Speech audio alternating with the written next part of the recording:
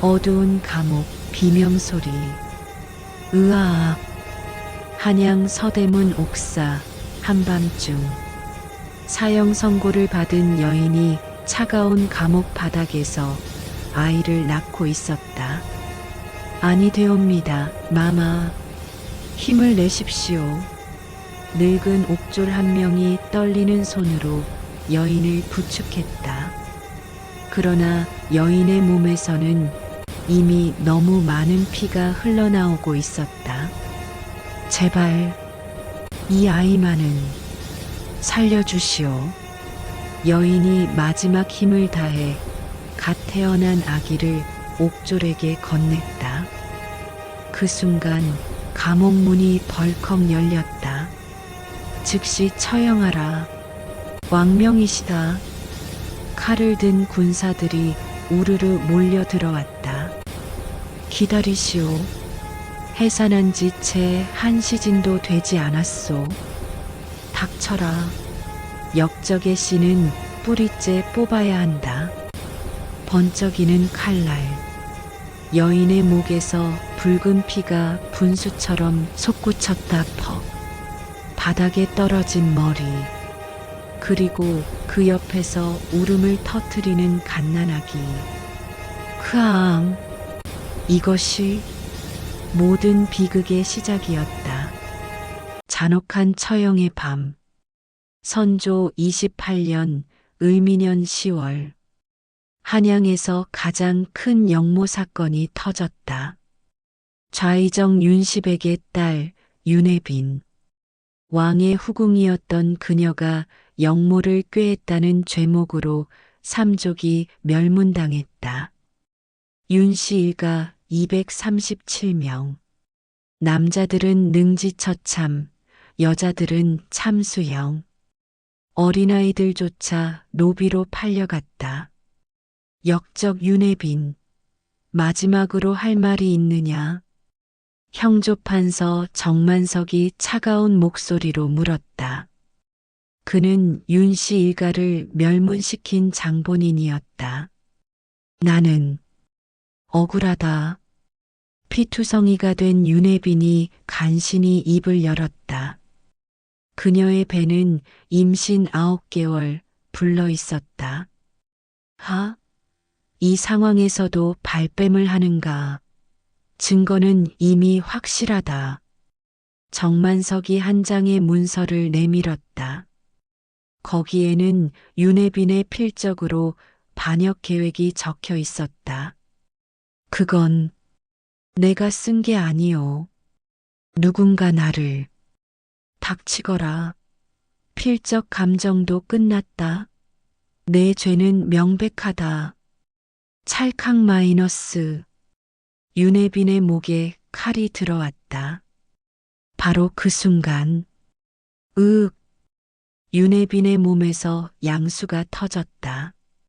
아기가 나오고 있습니다. 뭐? 정만석의 얼굴이 일그러졌다. 빨리 처형하라. 아이가 나오기 전에. 하지만 대감마님. 해산 중인 여인을 죽이는 것은 하늘의 이치에. 시끄럽다. 역적의 씨는 하나도 남겨선 안 된다. 그러나 이미 아이는 태어나고 있었다. 옥졸 한석봉은 부들부들 떨리는 손으로 아기를 받아냈다. 크앙, 크앙. 건강한 사내아이였다. 윤혜빈이 마지막 힘을 다해 한석봉의 손을 붙잡았다. 어르신, 제발, 마마, 이 아이는 죄가 없소. 제발, 살려주시오. 그녀의 눈에서 핏물 같은 눈물이 흘렀다. 내 죄가 무엇인지 이 아이가 꼭 밝혀주길. 마마, 제발, 부탁이요. 그 순간 칼이 번쩍였다. 푸슝 마이너스. 윤혜빈의 목이 바닥에 떨어졌다. 한석봉은 비명조차 지르지 못했다. 그저 갓난아기를 품에 안은 채 온몸이 얼어붙었다. 그 아이도 죽여라. 정만석이 차갑게 명령했다. 때 대감마님, 갓 태어난 아기를 역적의 자식이다. 당장 죽여. 군사 하나가 칼을 들고 다가왔다. 한석봉은 본능적으로 아기를 품에 꽉 안았다. 안 됩니다. 이 아이는 아무 죄가 없습니다. 비켜라, 늙은이. 퍽! 군사의 발길질에 한석봉이 벽에 처박혔다. 갈비뼈 2대가 부러지는 소리가 났다. 흑! 하지만 한석봉은 아기를 놓지 않았다. 피를 토하면서도 필사적으로 아기를 지켰다. 이 고집센 늙은이가. 군사가 다시 칼을 들었다. 그 순간, 잠깐, 정만석이 손을 들어 제지했다. 뭔가 생각난 듯 그의 입꼬리가 비틀어졌다. 저 늙은이, 내가 윤혜빈의 아이를 그렇게 살리고 싶은가? 때 대감마님, 좋다. 살려주지. 한석봉의 눈이 커졌다. 대신 조건이 있다. 정만석이 한석봉에게 다가와 귓속말을 했다. 한석봉의 얼굴이 창백하게 질렸다. 그건 차라리 저를 죽여주십시오. 선택해라. 내 목숨과 아이 목숨 둘 다 끝내든가 아니면 내 말을 따르든가. 한석봉은 품 안의 아기를 내려다봤다. 새빨간 얼굴로 울고 있는 무고한 생명. 알겠습니다. 한석봉이 이를 악물었다. 훌륭하다. 명심해라. 이 일은 내 무덤까지 가져가야 한다. 정만석이 차갑게 웃으며 감옥을 나갔다. 그날 밤 한석봉은 갓난아기를 품에 안고 감옥 뒷문으로 몰래 빠져나갔다. 차가운 빗속을 걸으며 그는 끊임없이 눈물을 흘렸다. 미안하오. 마마. 미안하오. 피로 맺은 약속. 한석봉은 아기를 데리고 한양 성방 외딴 산골 마을로 향했다. 그곳에는 그의 유일한 혈육, 조카 한진이 살고 있었다. 아저씨, 이게 무슨 일입니까? 한진이 핏덩이를 안고 나타난 한석봉을 보고 경악했다. 진아, 이 아이를 내가 키워줘야 한다. 네, 이 아이가 누구입니까? 묻지 마라. 절대 묻지 마라. 한석봉은 품에서 비단 보자기 하나를 꺼냈다. 그 안에는 윤혜빈의 옥비녀와 편지 한 장이 들어 있었다. 이것은 이 아이가 20살이 되었을 때 주거라. 아저씨, 대체 무슨... 진아. 한석봉이 조카의 어깨를 붙잡았다. 이 아이의 어미는 억울하게 죽었다. 하지만 그 진실을 밝히려면 이 아이가 살아야 한다. 이 아이에게 석규라는 이름을 지어주어라. 돌처럼 단단하고 규율을 지키는 사람이 되라는 뜻이다. 석규, 그리고 이것을 명심해라. 한석봉이 떨리는 목소리로 말했다. 이 아이를 절대 한양으로 보내지 마라. 30년은 기다려야 한다. 30년이요? 그래. 그때쯤이면 세상이 바뀌어 있을 것이다. 한석봉의 눈에서 핏물 같은 눈물이 흘렀다. 사실 그는 정만석에게 끔찍한 제안을 받았다. 아이를 살려주되 30년간 어떤 일이 있어도 진실을 밝히지 마라. 만약 그 전에 밝히면 내 조카 가족을 몰살시키겠다. 정만석은 30년이면 모든 증거가 사라지고 자신은 안전할 것이라 계산했다. 하지만 한석봉에게는 다른 생각이 있었다. 30년. 이 아이가 30년 동안 힘을 키운다면 진아, 이 아이를 강하게 키워다오. 절대 꺾이지 않는 정의로운 사람으로. 알겠습니다, 아저씨. 한진이 떨리는 손으로 아기를 받아 안았다. 크응, 크응. 아기 석규가 작게 울었다. 한석봉은 그 얼굴을 한참 바라보다가 천천히 몸을 돌렸다. 아저씨, 어디 가십니까? 나는 감옥으로 돌아가야 한다. 안 그러면 의심을 산다. 하지만, 진아, 한석봉이 마지막으로 돌아보며 말했다. 30년 후, 이 아이가 반드시 진실을 밝힐 것이다. 그것이 내가 죽어서라도 지켜야 할 마지막 의리다. 그날 밤, 한석봉은 감옥으로 돌아갔다. 그리고 3일 후 감옥에서 피를 토하고 죽은 채 발견되었다. 정만석이 보낸 독살이었다. 하지만 아무도 그 사실을 몰랐다.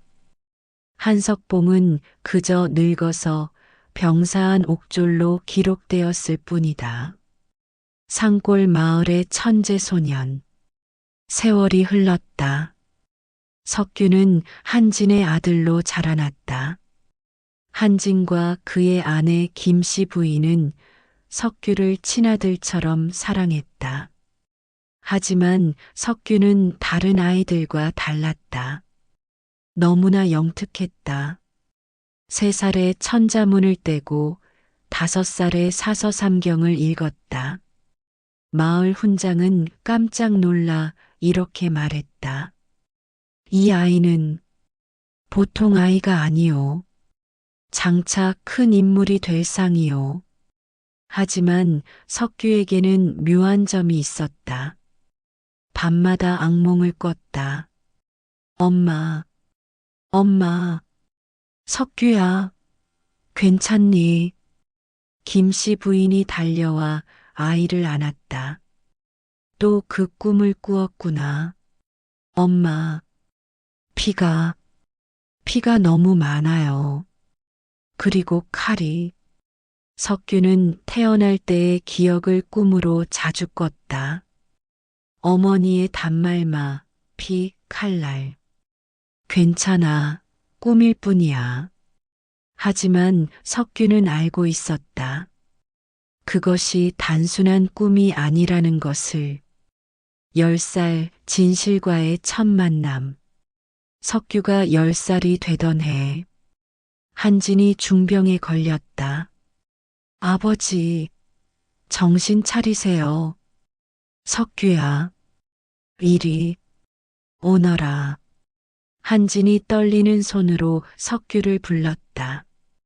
석규야, 사실은 너는 아버지 말씀하지 마세요. 힘을 아끼셔야 합니다. 아니다.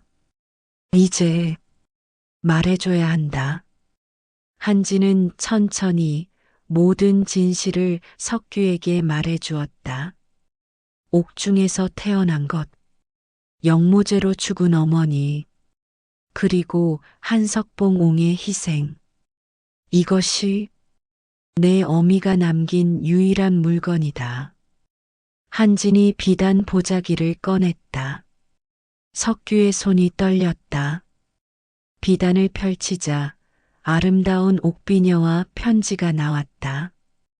편지에는 이렇게 적혀 있었다. 내 아들아, 이 글을 읽고 있다면 너는 이미 자라났겠구나. 어미는 억울하게 죽었다. 하지만 내가 진실을 밝혀주길 믿는다.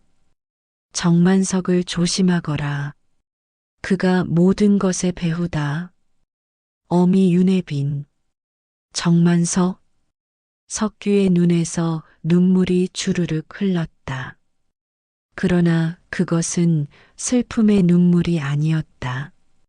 분노의 눈물이었다. 아버지, 제가 반드시. 석규야. 한진이 아들의 손을 꽉 잡았다. 복수는 신중하게 해야 한다. 정만석은 지금 영의정이다. 영의정. 그렇다. 조선 최고의 권력자. 함부로 덤볐다간 너만 죽는다. 한진의 목소리가 점점 약해졌다. 석규야, 힘을 길러라. 30년. 한석봉 어르신이 그러셨다. 30년을 기다리라고. 아버지, 너는 반드시 과거에 급제하고 판관이 되어라. 그래야 정만석을 심판할 수 있다. 쿨록, 쿨록. 한진이 피를 토했다. 아버지, 아버지. 석규야, 꼭 진실을 밝혀라. 그것이 어미의 한을 푸는 길이다. 그것이 한진의 마지막 말이었다. 석규는 양아버지의 시신 앞에서 피눈물을 흘리며 맹세했다. 반드시 정만석을 무너뜨리겠습니다. 지옥 같은 수련의 시작. 한진이 죽은 후 석규의 삶이 바뀌었다. 그는 미친 듯이 공부했다. 새벽 2시에 일어나 밤 12시까지 책을 읽었다. 한 글자, 한 글자가 무기였다. 석규야, 그렇게 무리하면 몸이 상한다. 김씨 부인이 걱정했다. 괜찮습니다, 어머니. 저는 강해져야 합니다. 석규의 눈빛은 차갑게 식어 있었다. 15살. 석규는 마을 서당을 넘어 한양의 성균관에 입학했다. 그곳에서 조선 최고의 수재들과 경쟁했다. 저 시골 출신이 뭐가 대단하다고. 흥, 금방 꼴이 내릴 것이다. 귀족 자제들이 석규를 무시했다. 하지만 6개월 후 석규는 성균관 전체 1등을 차지했다.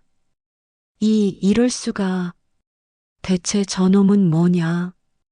석규는 아무 말도 하지 않았다. 그저 묵묵히 더 많이 공부했다. 그리고 그는 한 가지 더 준비했다. 법. 조선의 모든 법전을 외우고 판례를 분석했다. 너는 왜 형류를 그렇게 파고드느냐? 성균관 동기 하나가 물었다. 복수 때문이다. 뭐? 언젠가 내가 꼭 심판해야 할 사람이 있다. 석규의 목소리는 얼음처럼 차가웠다. 그리고 20살. 석규는 마침내 과거 시험에 응시했다. 초시, 복시, 전시. 모든 시험에서 장원급제. 조선 역사상 최연소 장원급제였다. 축하하오, 석규도령. 아니, 이제 한석규 어른이라 불러야겠소. 사람들이 축하했다. 하지만 석규의 표정은 변하지 않았다. 이제 시작이다. 정만석, 기다려라. 판관이 된 복수자, 25살. 한석규는 한성부 판관으로 임명되었다. 한성부는 한양의 모든 사건을 다루는 곳, 권력층의 비리와 범죄가 가장 많이 드러나는 곳이기도 했다. 한석규 판관, 젊은 나이에 대단하시오. 한성부 판윤이 칭찬했다. 감사합니다. 최선을 다하겠습니다. 석규는 겉으로는 공손했지만 속으로는 달랐다. 이곳에서 정만석의 비리를 찾아낸다. 석규는 판관이 되자마자 조용히 조사를 시작했다. 30년 전 윤씨 일가 영모 사건. 그 사건의 모든 기록을 뒤졌다. 이상하다. 석규는 기록을 읽으며 중얼거렸다. 증거가 너무 완벽하다. 너무 완벽해서 오히려 의심스럽다. 영모 사건의 핵심 증거는 윤혜빈이 직접 쓴 반역 계획서였다. 하지만 석규가 보기에 그 계획서는 너무나 허술했다. 이런 허술한 계획을 윤혜빈 같은 총명한 여인이 짰을 리 없다. 석규는 계획서의 필적을 자세히 분석했다. 잠깐, 이것은 필적의 미세한 떨림, 억지로 흉내낸 흔적이 보였다. 조작이다. 이건 명백한 조작이야. 석규의 심장이 뛰었다. 그렇다면 진짜 범인은 따로 있다. 첫 번째 단서, 죽은 증인들. 석규는 30년 전 사건의 증인들을 추적했다. 그러나 기이한 일이 벌어졌다. 모든 주요 증인들이 이미 죽어 있었다. 형조설이 박무진, 25년 전 낙마 사고로 사망. 감옥관리 오달수, 23년 전 급사. 필적 감정관 이몽학, 28년 전 실종. 우연치고는 너무 많다. 석규의 눈이 차갑게 빛났다. 이들은 모두 입을 막힌 것이다. 그리고 한 가지 공통점을 발견했다. 이들이 모두 죽기 직전 정만석을 만났다는 기록이 있었다. 정만석, 너는 증거를 지우기 위해 사람을 죽였구나. 석규는 이를 악물었다. 하지만 증거가 없었다. 30년이라는 세월이 모든 것을 지워버렸다. 증인도 없고 물증도 없다. 이대로는 안 된다. 석규는 새로운 방법을 생각했다. 정만석을 직접 덫에 빠뜨린다. 그가 스스로 꼬리를 드러내게 만든다. 정만석과의 첫 대면. 석규가 판관이 된 지 1년 후, 드디어 정만석과 마주칠 기회가 왔다. 영의정 정만석이 한성부에 시찰을 온 것이다. 영의정 대감마님 납시오. 관리들이 일제히 절을 했다. 석규도 고개를 숙였다. 하지만 그의 주먹은 피가 날 정도로 꽉 쥐어져 있었다. 이자가 내 어머니를 죽인 원수. 허허, 한성부가 요즘 잘 돌아간다고 들었소. 정만석이 만족스럽게 웃었다. 그는 이미 70세가 넘은 노인이었지만 눈빛만은 여전히 날카로웠다. 특히 젊은 판관이 뛰어나다던데. 누구요? 예, 대감마님. 한석규 판관입니다. 한성부 판윤이 석규를 소개했다. 정만석의 시선이 석규에게 향했다. 한석규, 나이가 26입니다. 대감마님. 26의 판관이라. 대단하구려. 정만석이 석규를 위아래로 훑어봤다. 그 순간 석규와 정만석의 눈이 마주쳤다. 정만석의 눈빛이 미세하게 흔들렸다. 이 눈빛, 어디서 본 것 같은데. 하지만 정만석은 곧 고개를 저었다. 설마 30년이나 지났는데. 한석규 판관, 최근에 다룬 사건 중 기억에 남는 게 있어? 예, 대감마님. 최근 양반가의 토지 사기 사건을 다뤘습니다. 오, 어떻게 해결했소? 석규가 침착하게 설명했다. 사건의 전말, 증거 수집 과정, 판결 이유까지. 정만석은 감탄하며 고개를 끄덕였다. 훌륭하오. 젊은데도 법리가 정확하고 판단이 공정하구려. 과찬이십니다. 앞으로도 백성을 위해 힘써 주시오. 명심하겠습니다. 대감마님. 석규가 고개를 숙였다. 하지만 속으로는 다른 말을 하고 있었다. 기다려라, 정만석. 내가 지은 죄 반드시 갚아주겠다. 정만석이 한성부를 떠난 후 석규는 곧바로 비밀 조사를 강화했다. 정만석의 최근 동향을 모두 파악하라. 석규는 믿을 만한 하급 관리 몇 명을 포섭했다. 예, 판관님. 그리고 3개월 후 첫 번째 결정적 단서를 발견했다. 금밀수 사건의 그림자. 판관님, 큰일 났습니다. 한밤중 하나급 관리가 급히 달려왔다.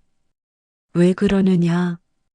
동대문 밖에서 금괴 밀수 조직이 적발되었습니다. 금괴 밀수? 예. 그런데 그 조직의 배후에 조정 고관이 있다는 제보가 들어왔습니다. 석규의 눈이 번뜩였다. 지금 당장 현장으로 가자.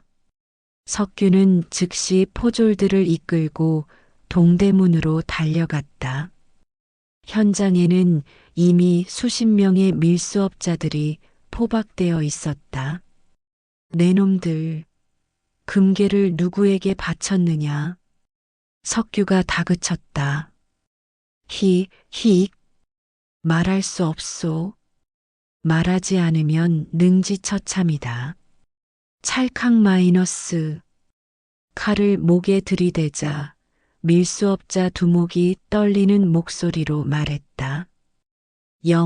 영의정 대감마님의 측근 김희순 나으리십니다. 뭐? 석규의 심장이 요동쳤다. 김희순은 정만석의 최측근이었다. 김희순이 금괴를 받아 어디에 썼느냐? 그것은 뇌물이라고 들었습니다. 영의정 대감마님께서 각 지방 관리들에게 증거는 장부가 있습니다. 김희순 나으리 집에. 석규는 즉시 결단했다. 지금 당장 김희순의 집을 수색한다. 하지만 판관님, 영의정 대감마님의 측근인데 법 앞에서는 양반도 상놈도 없다. 당장 수색하라. 쾅 마이너스. 석규는 포졸들을 이끌고 김희순의 저택으로 쳐들어갔다. 무슨 짓이냐? 감히 영의정 대감마님 측근의 집을. 김희순이 분노했다. 왕명을 받들어 수색한다.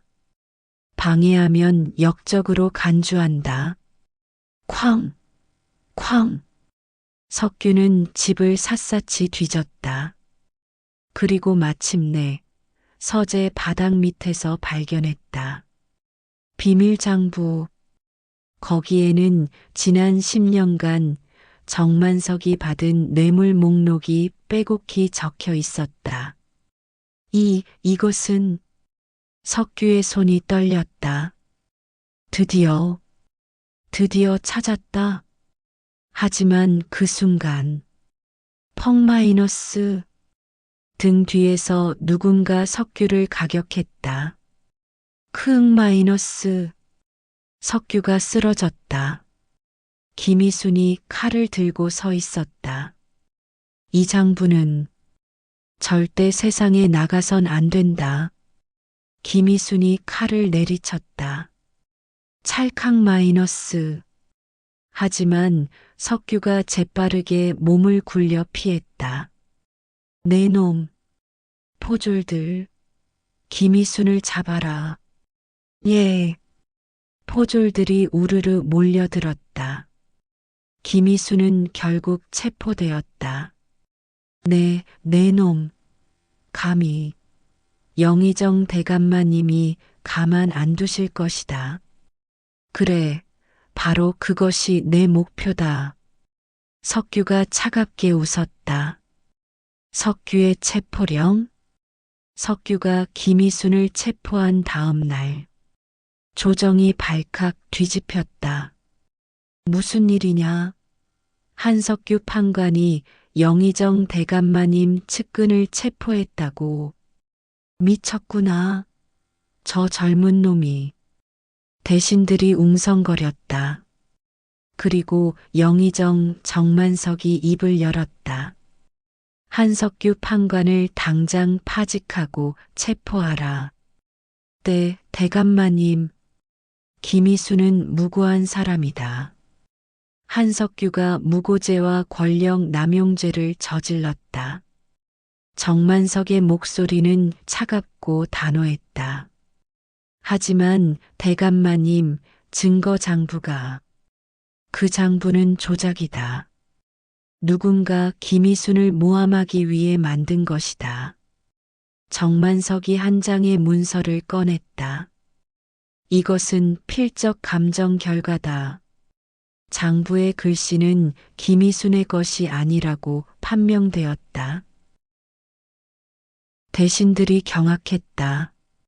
정만석은 하루 만에 필적 감정까지 조작해낸 것이다. 한석규는 젊은 나이에 공명심에 사로잡혀 무고한 사람을 모함했다. 이는 중죄다. 윤어하옵니다. 왕이 고개를 끄덕였다. 정만석의 권력 앞에서 왕조차 무력했다. 한석규를 당장 체포하라. 그날 밤 석규는 자신의 집에서 체포되었다. 한석규, 왕명이다. 순순히 따라오너라. 무슨 죄목입니까? 무고죄와 권력 남용죄다. 찰칵 마이너스. 석규의 손에 포승줄이 채워졌다. 의금부 감옥으로 끌려가는 길. 석규는 멀리서 정만석의 저택을 바라봤다. 정만석이 창문 너머로 차가운 눈빛으로 석규를 내려다보고 있었다. 이 정도로 무너질 줄 알았느냐, 어린 놈아. 정만석이 비웃었다. 하지만 석규도 미소를 지었다. 계획대로다, 정만석. 의금부 안의 동지. 석규가 의금부 감옥에 갇힌 지 3일째. 한밤중 감옥 문이 열렸다. 누구냐? 석규가 경계했다. 판관님, 저입니다. 어둠 속에서 한 사내가 나타났다. 의금부 종사관 박기준이었다. 박 종사관? 시간이 없습니다. 빨리 이것을 받으십시오. 박기준이 비밀 문서 뭉치를 건넸다. 이것은 정만석의 비리 증거입니다. 제가 10년간 모은 것입니다. 당신이 왜? 박기준이 떨리는 목소리로 말했다. 30년 전 저의 아버지가 윤 씨 일가 사건 조사에 참여했습니다. 아버지는 사건이 조작되었다는 것을 알았지만 입을 다물었습니다. 정만석이 협박했기 때문입니다. 박기준의 눈에서 눈물이 흘렀다. 그리고 1년 후 아버지는 독살당했습니다. 정만석의 명령으로. 저는 복수하고 싶었습니다. 하지만 힘이 없었습니다. 그런데 판관님이 나타나셨습니다. 박기준이 석규의 손을 꽉 잡았다. 판관님, 부탁입니다.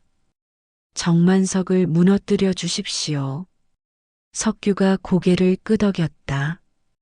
반드시 그렇게 하겠습니다. 왕의 비밀 지시. 그로부터 일주일 후 석규는 왕 앞에 끌려갔다. 한석규, 내 죄를 아느냐? 왕이 차갑게 물었다. 억울합니다, 전하. 신은 정의를 위해. 닥치거라. 영의정을 모함한 것이 정의냐? 쾅! 왕이 책상을 내리쳤다. 석규는 고개를 숙였다. 하지만 바로 그 순간 왕이 작은 목소리로 속삭였다. 잘 들어라. 지금부터 내가 하는 말은 아무도 들어선 안 된다. 석규가 고개를 들었다. 왕의 눈빛이 달라져 있었다. 정만석, 그 자는 역적이다. 전하, 하지만 나는 무력하다. 정만석의 세력이 너무 강하다. 조정의 절반이 그의 사람들이다. 왕의 목소리가 떨렸다. 너는 나를 대신해서 정만석을 무너뜨려라. 하지만 전하, 신은 지금 역적으로 몰렸는데 그것이 바로 기회다. 왕이 비밀 서류를 건넸다. 이것은 30년 전 윤혜빈 사건의 진짜 조사 기록이다. 선왕께서 비밀리에 조사하라 명하셨지만 완성되기 전에 선왕께서 승하하셨다. 이것은. 석규의 손이 떨렸다. 서류에는 충격적인 내용이 적혀 있었다. 윤혜빈은 무고했다. 진짜 역모를 꾀한 자는 정만석이었다. 정만석은 자신의 역모 계획을 윤혜빈에게 뒤집어 씌운 것이다. 왜 정만석은 윤혜빈을 희생양으로 삼았습니까? 윤혜빈은 왕의 총애를 받던 후궁이었다. 정만석은 자신의 딸을 후궁으로 드리고 싶었다. 그래서 윤혜빈을 제거한 것이다. 그리고 자신의 역모 흔적까지 함께 지웠다. 왕이 이를 악물었다. 한석규, 나는 내게 명한다. 정만석을 심판하라. 그것이 나의 왕명이다. 명을 받들겠습니다. 석규가 땅에 엎드려 절했다. 석규의 탈옥과 증거 확보. 그날 밤 박기준의 도움으로 석규는 의금부를 탈출했다. 판관님, 이제 어떻게 하시겠습니까? 정만석의 집에 잠입한다. 네, 그건 너무 위험합니다. 유일한 방법이다. 결정적 증거는 정만석의 서재에 있을 것이다. 석규는 검은 옷을 입고 한밤중 정만석의 저택으로 잠입했다. 담을 넘고 경비를 피해 서재까지 도달했다. 비걱. 서재 문을 열었다. 수많은 서류와 책들이 가득했다. 어디 있을까? 석규는 서재를 뒤지기 시작했다. 그리고 마침내 책장 뒤에 숨겨진 비밀 금고를 발견했다. 찰칵. 금고를 열자 거기에는 충격적인 물건들이 있었다. 30년 전 윤혜빈의 필적을 흉내낸 연습 종이들, 영모 계획서의 초안, 그리고 윤혜빈을 독살하려 했던 독약 영수증. 이것으로 충분하다. 석규가 서류를 챙기려는 순간 찰칵. 등 뒤에서 칼이 목에 닿았다. 움직이지 마라, 한석규. 정만석이었다. 내 놈이 올 줄 알았다. 정만석이 차갑게 웃었다. 처음부터 함정이었냐? 그렇다. 내 놈이 증거를 찾으러 올 것이라 예상했지. 그래서 일부러 경비를 약하게 했다. 이제 너는 역적이자 도둑이다. 당장 죽여도 아무도 뭐라 하지 않는다. 정만석이 칼을 목에 힘껏 눌렀다. 피가 흘렀다. 유언이라도 남기겠느냐? 하나 묻겠다. 뭐냐? 왜 윤혜빈을 죽였느냐? 정말 후궁자리 때문이었느냐? 정만석의 얼굴이 일그러졌다. 후궁자리? 하? 그것은 핑계일 뿐이다. 그럼 윤혜빈 그 계집은 나의 영모 계획을 눈치챘다. 나는 당시 좌의정이었다. 왕을 제거하고 새 왕조를 세울 계획이었지.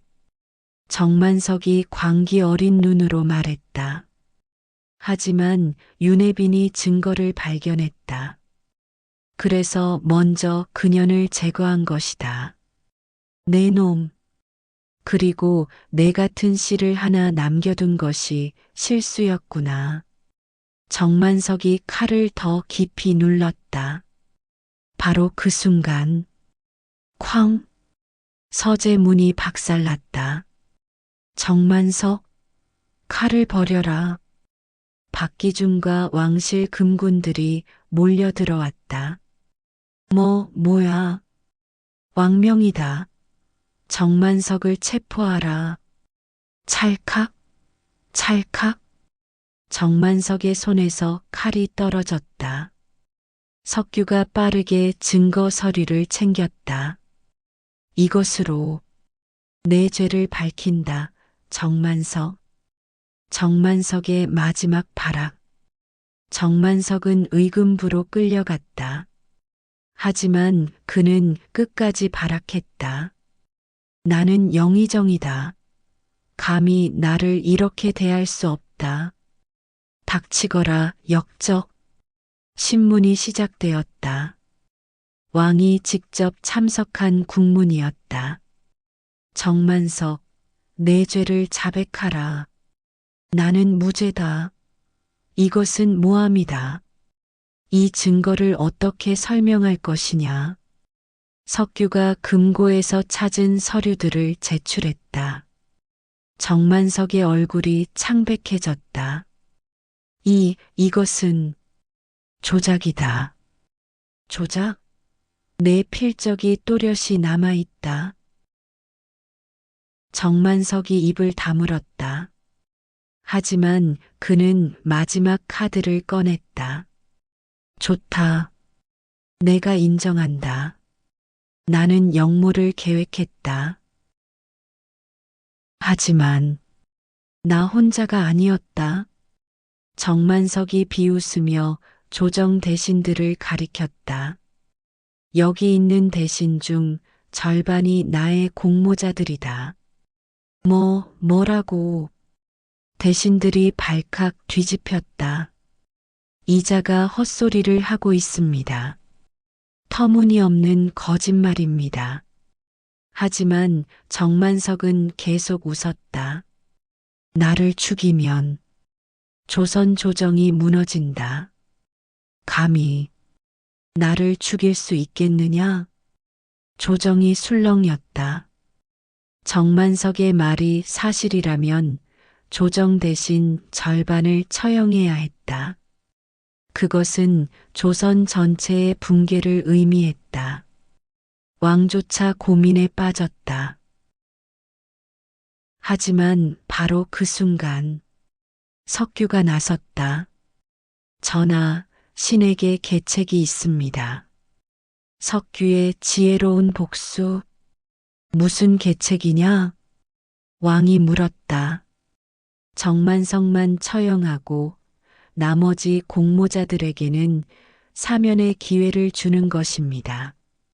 사면? 예. 대신 그들이 정만석의 모든 죄를 증언하게 하는 것입니다. 석규의 눈이 차갑게 빛났다. 공모자들에게 선택권을 주십시오. 정만석과 함께 죽을 것인가, 아니면 목숨을 구할 것인가. 왕이 무릎을 쳤다. 훌륭하다. 왕이 즉시 명을 내렸다. 정만석의 공모자들에게 고한다. 지금 당장 정만석의 죄를 증언하면 사면하겠다. 대신들이 웅성거렸다. 그리고 한 명씩 무릎을 꿇기 시작했다. 신이 증언하겠습니다. 신도 증언하겠습니다. 순식간에 20명의 대신이 증인으로 나섰다. 정만석의 얼굴이 일그러졌다. 이 배신자들, 정만석, 내가 배신을 말할 자격이 있느냐? 석규가 차갑게 소리쳤다. 너는 30년 전 무고한 윤혜빈을 죽였다. 내 영모를 숨기기 위해. 그리고 그녀의 갓난아기까지 죽이려 했다. 석규가 품에서 옥비녀를 꺼냈다. 이것이 바로 윤혜빈이 남긴 유일한 유품이다. 쨍그랑 마이너스. 옥비녀가 바닥에 떨어졌다. 정만석의 눈이 커졌다. 설마 내가? 그렇다. 나는 윤혜빈의 아들 윤석규다. 조정이 술렁였다. 30년 전 내가 죽이려 한 그 갓난아기가 바로 나다. 석규의 목소리가 감옥 전체를 울렸다. 나는 한석봉 어르신의 희생으로 살아남았다. 그리고 30년을 기다렸다. 정만석이 주저앉았다. 복수하기 위해, 정의를 실현하기 위해. 나는 살아왔다. 석규의 눈에서 눈물이 흘렀다. 하지만 그것은 슬픔의 눈물이 아니었다. 승리의 눈물이었다. 진실의 공개와 어머니의 명예 회복. 정만석의 죄목을 낭독하라. 왕이 명했다. 형조 판서가 두루마리를 펼쳤다. 영모죄, 무고죄, 살인죄, 뇌물수수죄. 총 37가지 죄목. 정만석, 이 죄를 인정하느냐? 정만석은 더 이상 부정할 수 없었다. 증거가 넘쳐났고 증인이 줄을 섰다. 인정한다. 그의 목소리는 마치 죽은 사람 같았다. 정만석에게 능지처참을 선고한다. 쾅 마이너스. 판결이 내려졌다. 그리고 왕이 한 가지를 더 명했다. 30년 전 윤혜빈 영모 사건을 재심한다.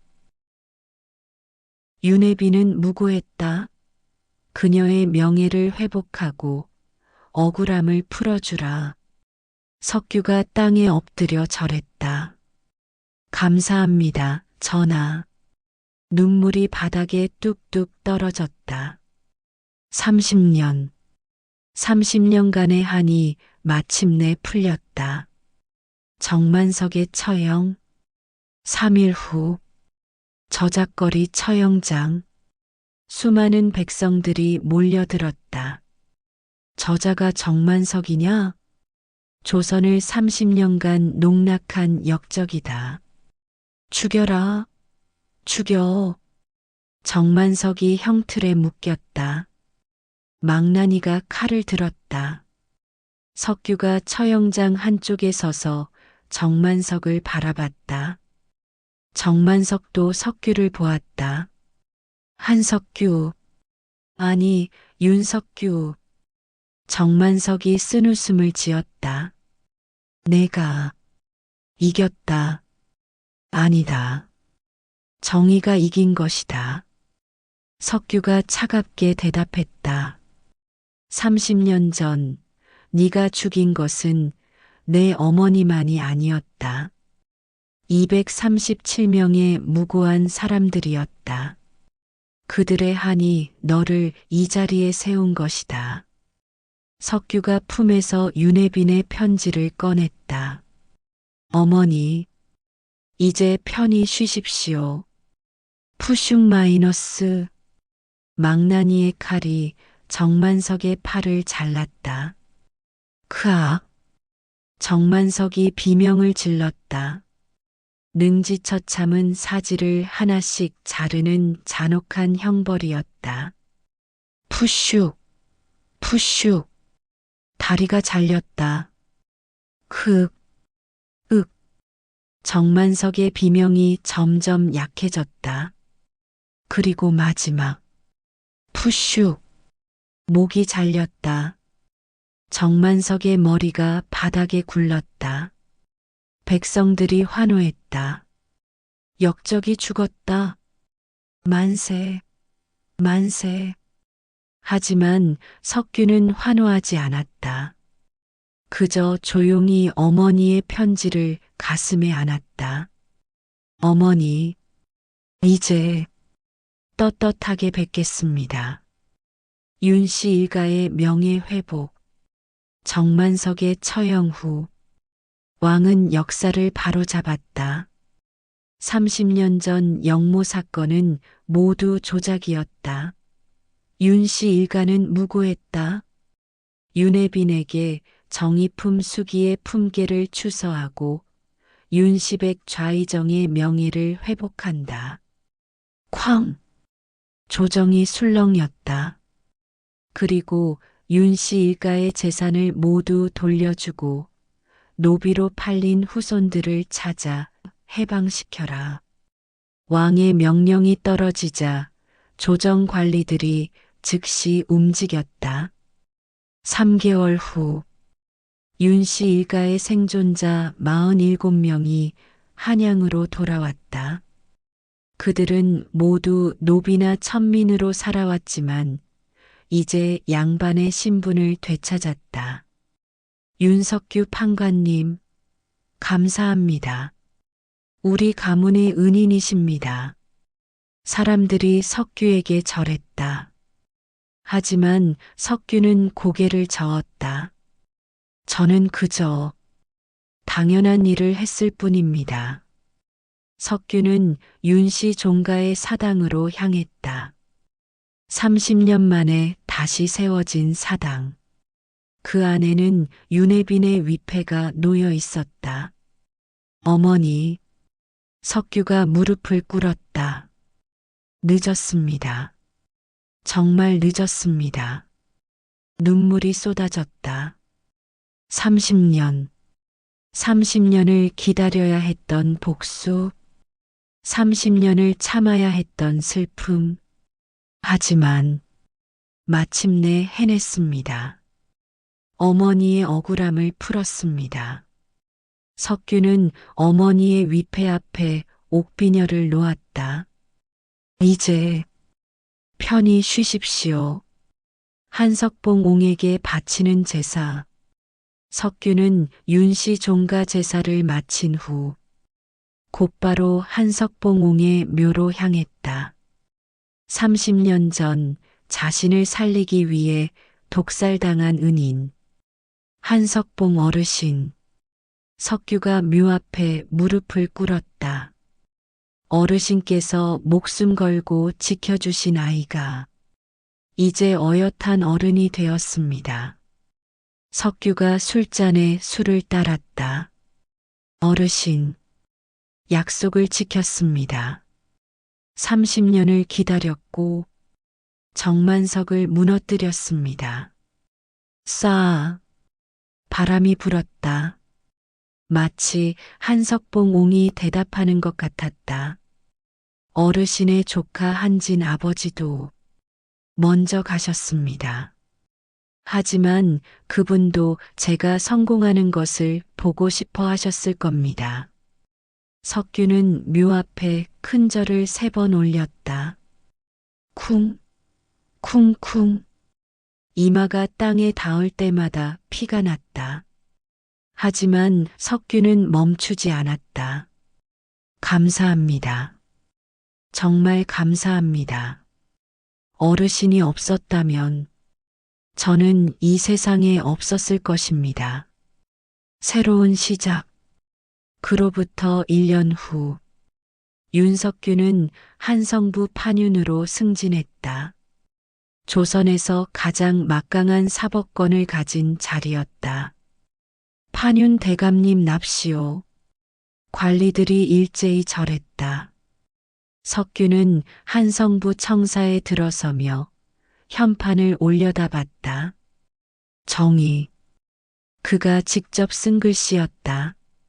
어머니, 저는 이제 더 많은 억울한 사람들을 구하겠습니다. 석규는 판윤실에 앉아 첫 번째 상소를 검토했다. 권력자의 횡포로 억울하게 옥살이하는 백성을 구해달라는 내용이었다. 즉시 조사하라. 예, 판윤 대감마님. 석규는 다짐했다. 자신처럼 억울한 사람이 더 이상 생기지 않도록, 어머니처럼 무고하게 죽는 사람이 없도록. 이것이 제가 이 세상에 태어난 이유입니다. 어머니. 어머니의 묘 앞에서 세월이 더 흘렀다. 석규는 40세가 되었고 이제 대사원의 자리에 올랐다. 조선 최고의 법관이 된 것이다. 그는 매년 어머니 윤혜빈의 기일이 되면 묘를 찾았다. 어머니, 아들이 왔습니다. 석규가 무릎을 꿇었다. 옆에는 그의 아내와 2 아들이 함께 있었다. 아버지, 할머니는 어떤 분이셨어요?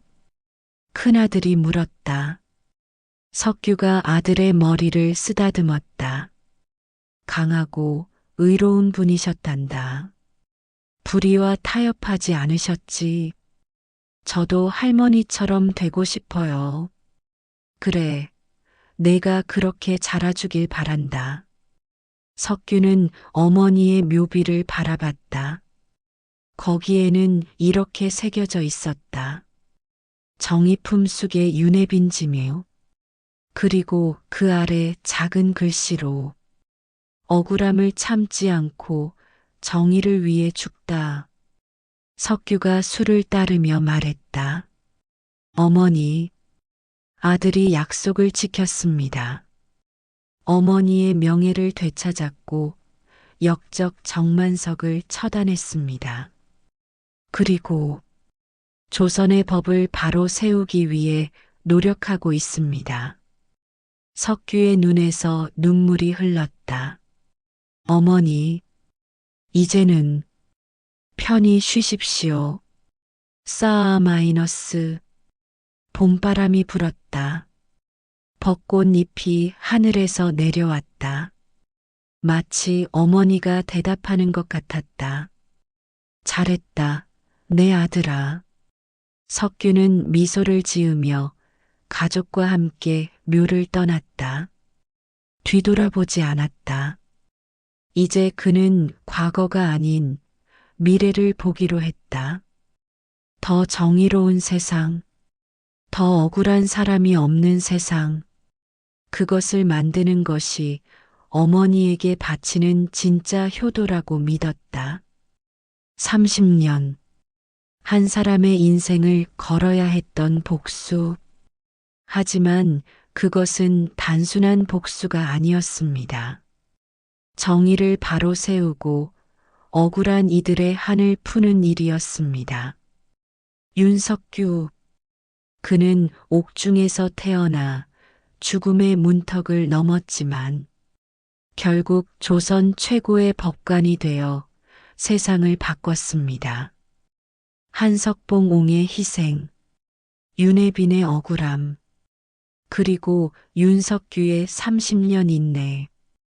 이 모든 것이 모여 하나의 정의를 만들어냈습니다. 여러분, 세상에는 아직도 많은 억울함이 있습니다. 하지만 포기하지 않는다면 30년이 걸리더라도 반드시 진실은 밝혀집니다. 그것이 이 이야기가 우리에게 주는 교훈입니다. 구독과 좋아요는 더 좋은 이야기를 만드는 힘이 됩니다. 감사합니다.